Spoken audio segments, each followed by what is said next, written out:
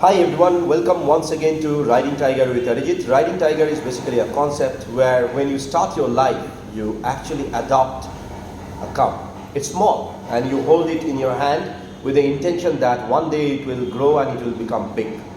You now feed it probably milk. Eventually, it will ask for raw meat.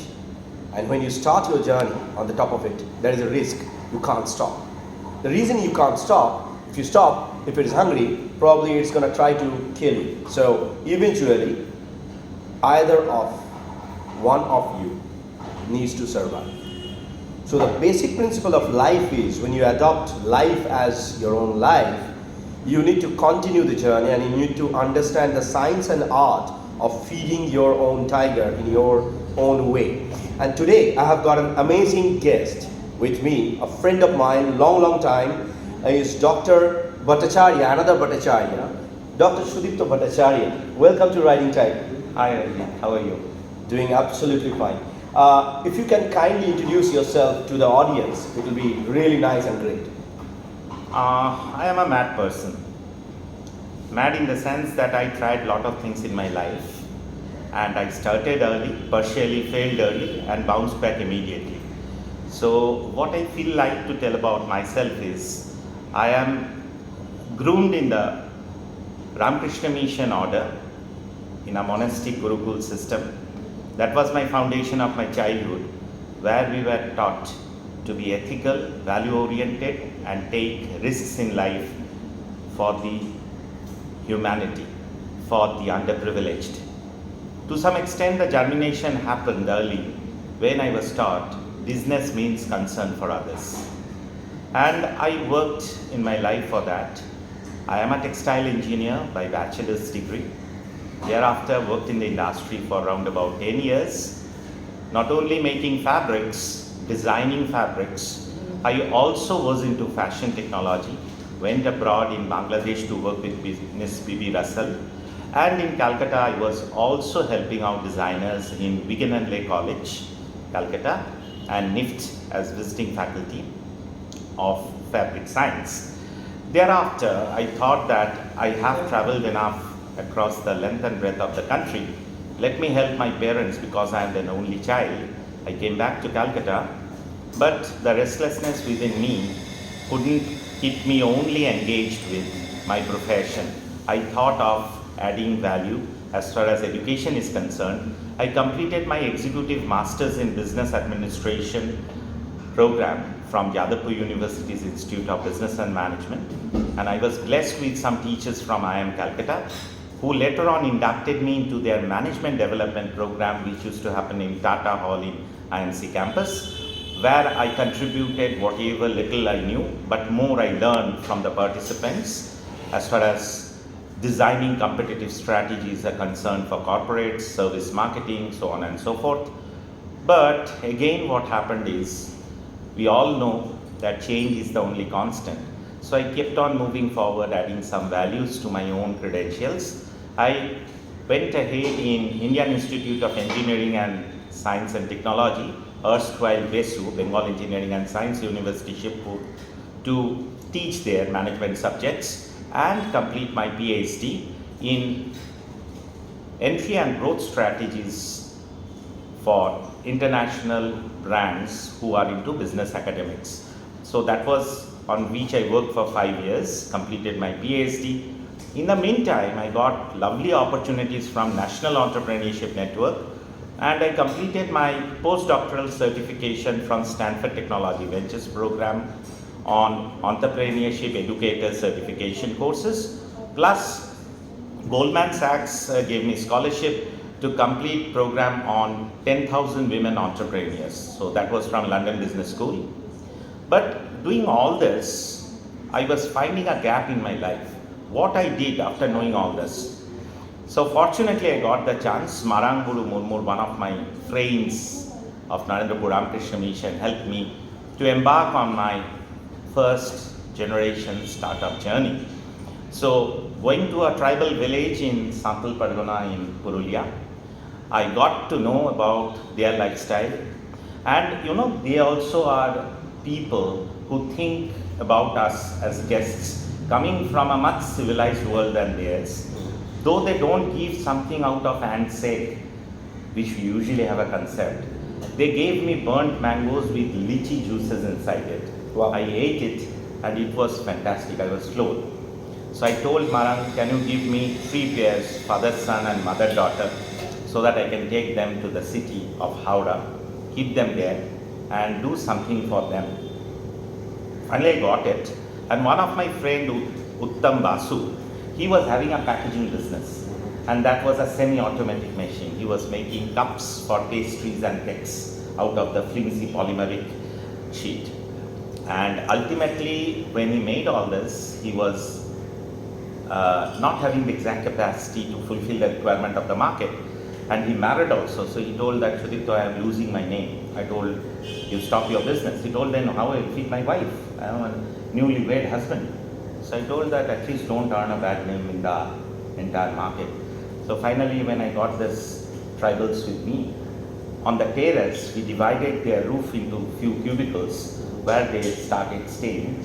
And for 5 hours of the day, they used to make what they used to make in their village. And remember, we were not chasing money. We were chasing a cause. And the reason why I'm telling all this is, I kept all those small kids in the nearby schools. They were in government schools and the fees were pretty low. So we bore that investment. And those kids started studying. And the parents and the kids gave us all those which we wanted for our products. We had the package, we backward integrated, put the products inside, and with those small bakery deliverers near the schools, we gave them 1 rupee extra or 50 paise extra commission for each product they delivered, and they delivered our products near the schools. And the school kids started taking them because we had some variety during the summer. One day near my house, I had a big problem. Dilip Da, he started scolding me, I will not keep your products. I told, why? They told, you are putting some narcotics or something addictive in the things because the kids are not taking any other things. And their parents and their grannies and grandfathers, when they are coming, they are complaining. I started talking with those grannies, grandfathers, and finally I understood that they will not test it because some of them tested and found it to be too sweety and too fibrous. That was the first voice of the customer we heard. And finally we brought the new variant. Sugarless, fiberless content. Wow. So what happened is, there was another vertical we started. So line extension of the product happened. Then, to God's grace, this business stood on its own feet. But I had to leave Calcutta. I went to VIT University, Vellore. Yeah. And it was 2010, 3rd of September, I left my city of joy, the place of 6 Nobel laureates, Karma Bhumi. And when I went there, another opportunity where the sky was not even the limit opened up for me. I was selected by Asian Productivity Organization Tokyo to represent our nation, India, as a national expert on entrepreneurship. I went to Bangkok, Cambodia's Phnom Penh and Tokyo to understand the best practices of the other countries in Asia as far as building up startups are concerned. It opened up my mind. And ultimately I understood that what are the things where we are lacking in India and what are the good practices we have in India. So obviously I started working with a lot of startups and aspiring startup owners or kids, and being into the profession of teaching for last 20 odd years, I understood that youths are agile, but if they are not guided, they are fragile too. So the agility and the fragility has to be balanced by people who are both in academics, or I should say edupreneurs, the new term which has been in there. So this is a small journey, and still I have a lot of fire within me so that I can ignite few minds. And the people like you, whom I always adore and admire, though we are both Bhattacharyas, are not related by blood, but we are related by minds. So that is most important. So I never count heads, I always count hearts, because head count is much lesser a concept than heart counts. If you can mold hearts, you can scale dizzy heights. Super, super. So if I take your entire life story in a very simple way, you accepted the customer feedback. and you wanted to give a complete different kind of vertical of product pipeline. And that was basically a challenge for any entrepreneur, whoever is starting their journey. There will be people who will be telling you that, okay, fine, your product is not good and I'm not liking it. There will be people who will be saying that we love it. So it depends. In your opinion, what do you feel? Would you care about the people who are saying that your product is not good? Let us, change it, or would you care about those people whose maturity level may be different altogether from the existing people who are saying that this is not good, and continue your product in that path? Or will you mix both of it? Will you continue both different kind of products? In your opinion, what would be the best possible solution? See, the best well-wisher in life we have is our parents. And when we get slaps and scolding from our parents, we know that they do it for our betterment. So the customers who complain are basically our well-wisher. And today's concept of making products and designing product is co-creating the product. It's the customer who are also the creator with us, who are actually taking the entrepreneurial route. So I always think when I have to retain customers, I have to not only satisfy but delight them. So whenever I bring new things in the market, without the knowledge of the customer or without the customer asking for it, I should be always ready to take positive critiquing. Remember, the word critiquing sometimes is considered negative, but I am talking about positive critiquing. So it is my inner self how I should respond. It is their self what they will tell. So it is always, I think, is a blessing when I find customers give feedback, number one. Number two is that it's not always necessary to have always state-of-the-art technology or entirely a new product to the world. You can always see a successful product, but find what the market wants more, might be in the current time or might be in the future time. So you can design and augment the features of the product in such a way from an existing product that it remains relevant, and there is always a sustainable competitive advantage of that product over a period of time. So augmenting features and making the product better is also a value proposition, number one. Number two, bringing an entirely new product, what Steve did in Apple, is something definitely is going to be something all of us want. But I think eBay or might be Yahoo or might be Google, better to say Google, these type of products or services which were designed were not always designed kept in the market feedback or market opportunity. They designed it and made the market aware and understand and nurtured the market well, so that they understood, yes, search engine is required. So we've got Alexa in the pipeline, which is a voice search engine, isn't it? So ultimately what I feel like is that each and every feedback or communication which comes has hidden seeds in it to grow the tree of success. That is my take. Super. Quick question to you. When we are talking about market, when we are talking about customer, what is life for you? How do you define life? Life, it's very tough, but to say life is a combination of colors of success, colors of failures, colors of people we interact with. Life is very colorful to me, and I love to think that if we have colors, we have absence of colors, and that absence of colors makes the other color brighter.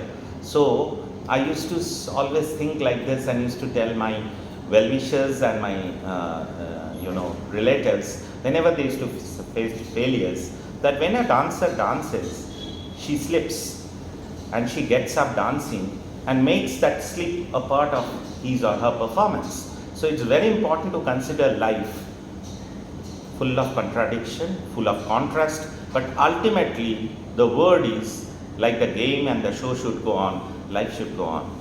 Brilliant. So guys, when I was traveling in Southeast Asia, I have rigorously traveled probably almost all those countries except Vietnam. And each and every country have got its own kind of flavor. So if you don't know, in Thailand, we have a co-work in place who usually does every year an amazing startup conclave. We are partner to them, and I have seen in person when I was traveling to all those kind of countries, all those kind of people, all those kind of entrepreneurs I met in life, all those investors I met in life, irrespective of the fact of color or the races, all of them who are successful, in my opinion, are humble at heart. Number one. Number two, they take a lot of risk. Number three, they listen. So there is a big quality. If you are starting your own startup, you need to understand what to listen, how to listen, and how to absorb things. So in my opinion, I define things in this way. You have information floating in internet, you need to grab it, you need to understand what is knowledge for you. And when you are knowledgeable enough, you need to understand what is wiseness. We are human beings, so I never ever ask anybody to remove their heart and their emotions from business or from life. It is required, otherwise you will become a robot. You can't deny the fact that human being is not a program which is defined by a machine learning or probably a artificial intelligence coding. You're not coding in Python. Right? So on that perspective, I'll take the entire discussion in a different way altogether, which I usually do with each and every person who come into this talk show. I'll be asking you 5 different questions, which is like probably a word, and whatever comes in your mind with those words, you just need to free flow say that. It can be only one single sentence, not more than that. You ready? Absolutely. White. White is peace, Love. passion, Black. mystery, Wind. mind. Super. Imagine a situation that you are in a park. This is not a rapid fire question. And in the park there is a beautiful situation. It's windy, it's sunny, the birds are singing, there are greeneries, there is only one single bench, and you have an option to sit there with somebody. It can be an imaginary character, it can be a real person, it can be multiple persons. But you want to open up your heart with that particular person. Who that can be? A child, because they are very green. If you ask them a question, they will open up their mind in such a way, you will never know that yes, that can be explored.